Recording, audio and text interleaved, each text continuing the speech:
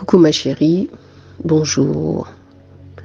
Comme je t'ai dit ce matin, j'allais revenir vers toi, donc je reviens vers toi. Je reviens vers toi parce que j'ai des recommandations que Dieu m'a données pour toi par rapport à la femme que tu es. Le Seigneur veut que je te parle de la sexualité. Le Seigneur veut mettre vraiment le point là-dessus. Car la Bible dit que quand quelqu'un est en Christ, ce n'est plus lui qui vit, mais c'est Dieu qui vit en lui. Donc dans l'exhortation que je veux te donner, en fait, que le Seigneur veut que je te fasse comprendre, parce que si je ne te le donne pas, ça va pas être bon pour moi aussi. C'est une mission. Tu sais, la Bible dit que si tu t'associes à la prostituée, toi aussi tu deviendras prostituée. J'aimerais que tu prennes le temps d'écouter ce message avec beaucoup de calme, avec beaucoup de sérénité, avec un esprit ouvert à un message que le Seigneur te donne. Tu sais, si aujourd'hui le Seigneur permet que nous nous préservons, c'est parce que il sait que tout ce qui se passe dans le monde n'est pas bon. Et aujourd'hui, on voit beaucoup de choses. Mon Dieu, mon roi, accompagne-moi encore en ce moment, papa. Parce que tu veux parler à ta fille, Père éternel, que tu prennes encore possession de chaque chose. Mon Dieu, mon roi, que tout ce que je vais sortir de ma bouche soit encore inspiré par toi. Et que l'enseignement, papa, qui va émaner de ce moment, vienne de toi encore une fois. Inspiré par toi, Seigneur. Au nom de Jésus. Amen. Donc, en fait, je disais ceci. Si Dieu permet au jour d'aujourd'hui, quand on va lire dans 1 Corinthiens, c'est les épîtres de Paul. Paul explique beaucoup de choses. La sanctification. La sanctification, c'est la mise à part. Parce que quand Dieu vient te chercher, quand toi tu as considéré que la marche que tu fais avec le Seigneur, c'est pour ton éternité et que tu as eu la révélation de cela, le Seigneur va te prendre et puis va te mettre à part. Il va te mettre à part pour t'enseigner. Il va te mettre à part parce qu'il voudra t'expliquer le ciel. Le Seigneur veut que je te donne aussi un peu mon témoignage. Tu sais, quand je me suis convertie, j'ai eu la même situation que toi. C'est-à-dire que j'avais une amie qui m'a dit « Non, Armelle, parce que j'avais un petit copain qui était avec moi, comme ça, mon petit copain, c'est vite fait. Hein. J'avais quelqu'un avec qui, voilà, c'était juste pour s'amuser, il n'y avait rien de sérieux. Mais moi, j'étais un peu amoureuse, en fait, il me plaisait bien ce garçon. Mais sauf qu'il ne voulait pas être sérieux. Et quand le Seigneur est venu me chercher, parce que c'est le Seigneur qui m'a demandé de rentrer à la maison, je me suis baptisée, j'ai fait les choses avec une grande détermination, parce que le Seigneur m'a amené dans un cheminement. Voilà, un cheminement, un chemin qu'il a guidé comme ça avec moi. Et je pense que c'est la même chose aussi qui se passe pour toi. Ce message est vraiment pour te fortifier, pour que tu comprennes l'essentiel de l'acte sexuel que nous pouvons faire ici et là. Et la mise à part. Parce que si tu veux que le Seigneur t'impacte comme tu le cherches aussi bien, si tu veux que le Seigneur agisse avec toi, si tu veux que le Seigneur t'utilise, que tu sois un instrument entre les mains de Dieu, tu es obligé de te faire violence, d'où notamment le Matthieu 11:12 que je t'ai donné hier pour que tu puisses le méditer. Aujourd'hui, je voudrais que tu rentres dans Éphésiens, dans le livre d'Éphésiens. C'est pour beaucoup t'encourager aussi. Donc, une fois que tu aurais terminé avec Matthieu, tu vas voir un petit peu Éphésiens. Et tu vas stabiloter aussi. Parce qu'Éphésiens aussi a beaucoup d'informations dans la marche que nous faisons.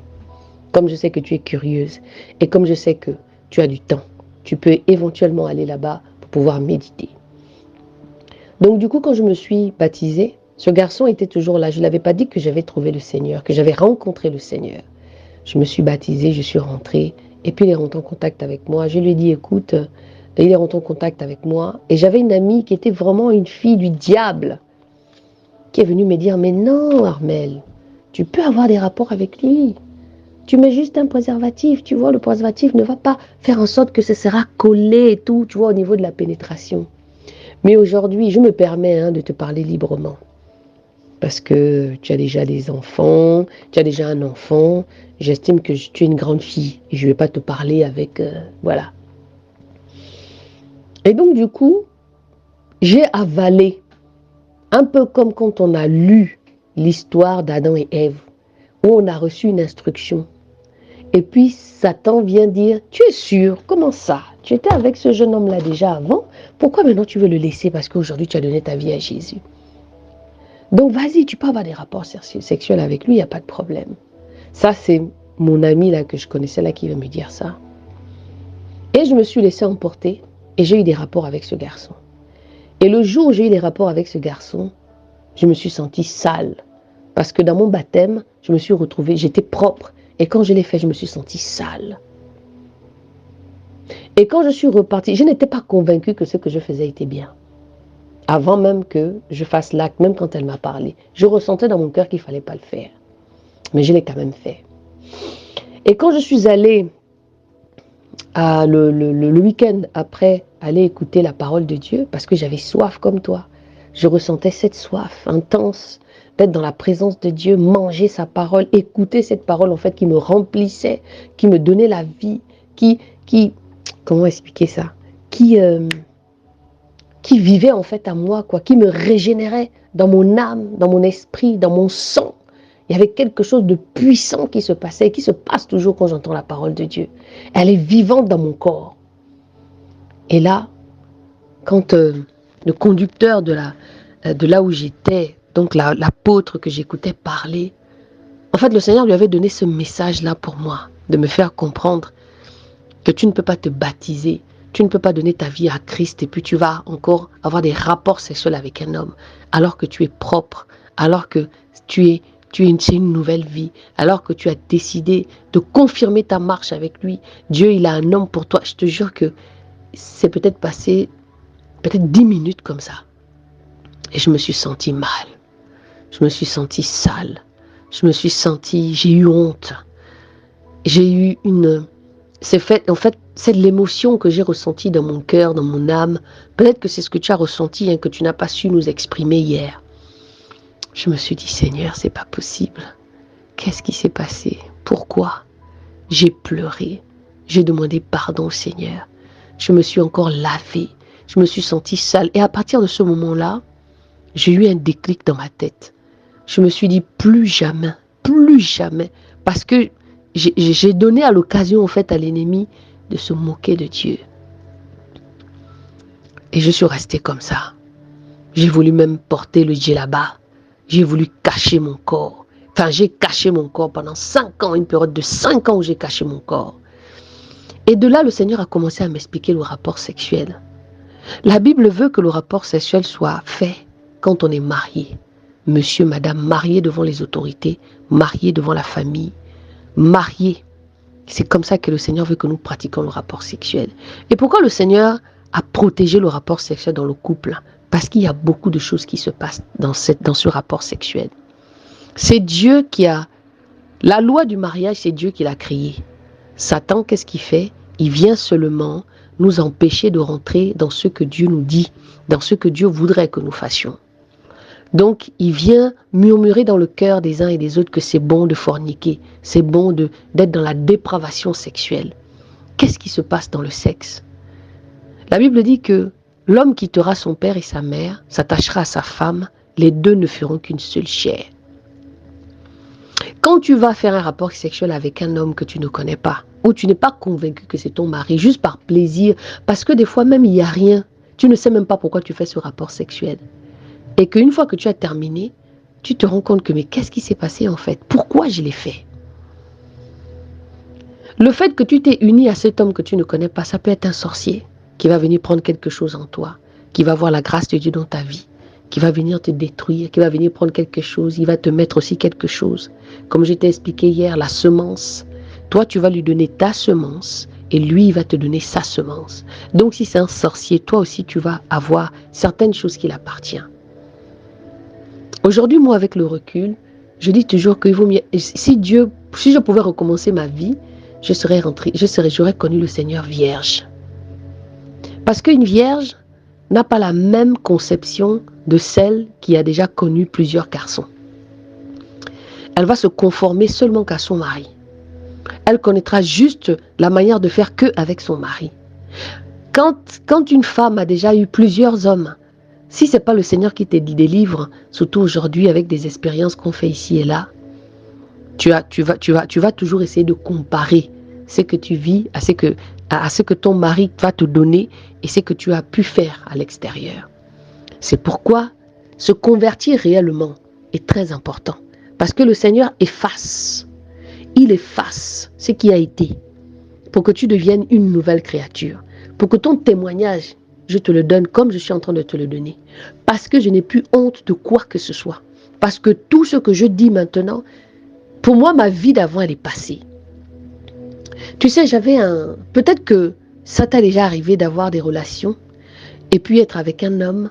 Et puis une fois que tu as eu des rapports avec cet homme, tu sens qu'il y a quelque chose qui ne va pas dans ta vie. Tu sens que le travail ne marche pas. Tu sens que tu cherches quelque chose, mais tu veux travailler, tu veux faire des projets.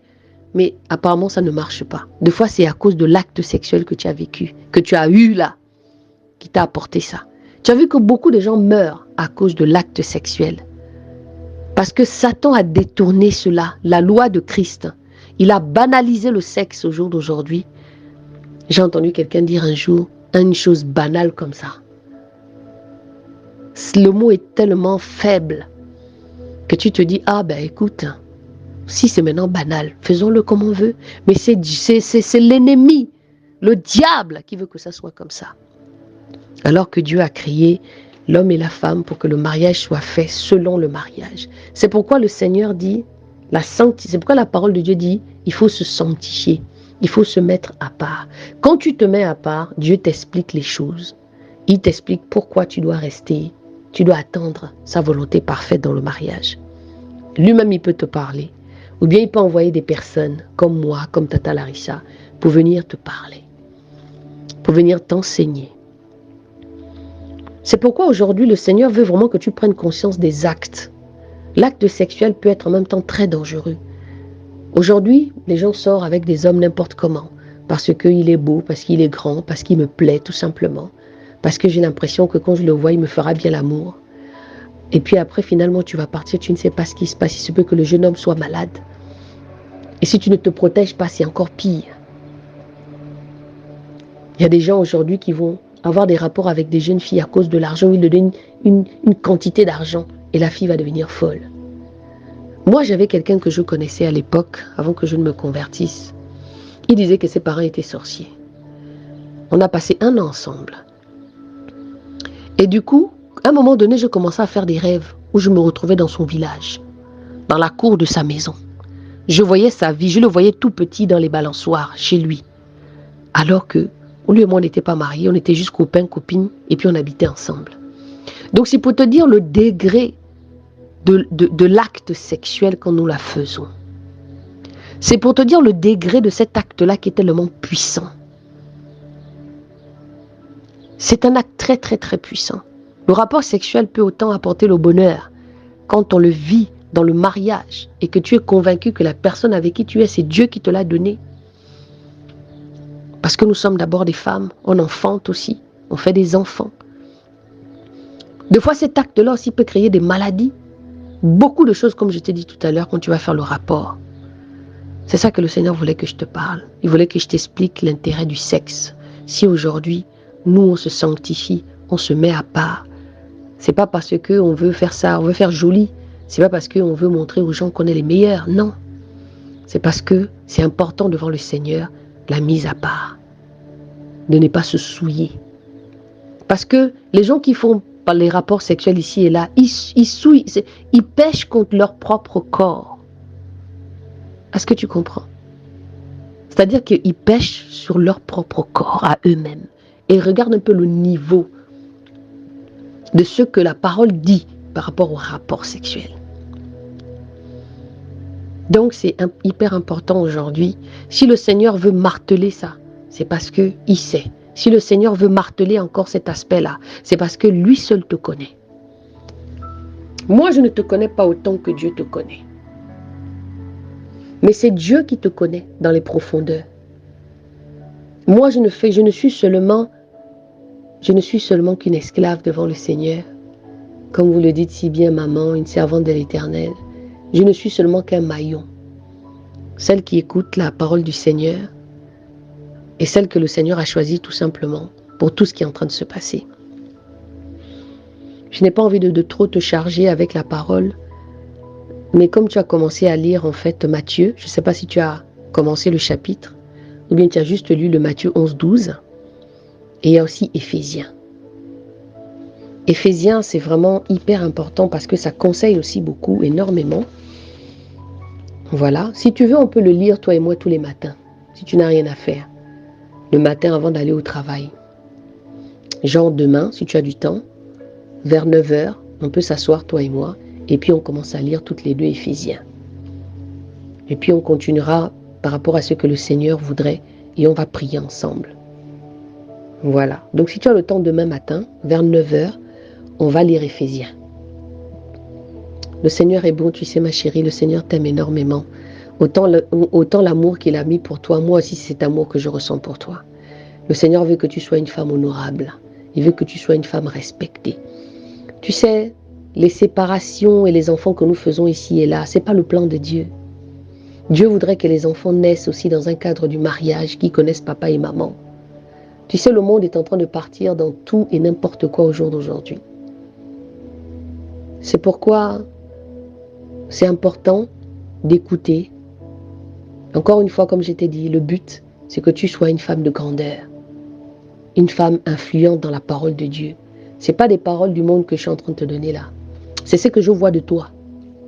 Tu as été mal aimé. Les choses se sont retournées contre toi parce que tu as eu des gens qui étaient blessés aussi autour de toi. Des gens qui n'ont pas été guéris dans leur cœur. Mais aujourd'hui, le Seigneur te fait la grâce de pouvoir avoir des moments qui ont vécu, qui ont acquis une certaine sagesse pour pouvoir, toi, maintenant, te faire évoluer. Donc, sois béni encore, que le Seigneur t'accompagne. Moi, je t'embrasse bien et je te dis à plus tard. Écoute ce message avec beaucoup de calme, avec beaucoup de sérénité et tiens-moi au courant, comme ça on pourra lire à partir de demain 9h, avant que j'aille travailler. On va lire Éphésiens. On va commencer par ça, on va lire un chapitre, on va prier et puis on va commencer un processus. Sois bénie ma grande. Je t'embrasse et je te dis que je t'aime aussi. Allez, à plus tard. Bisous.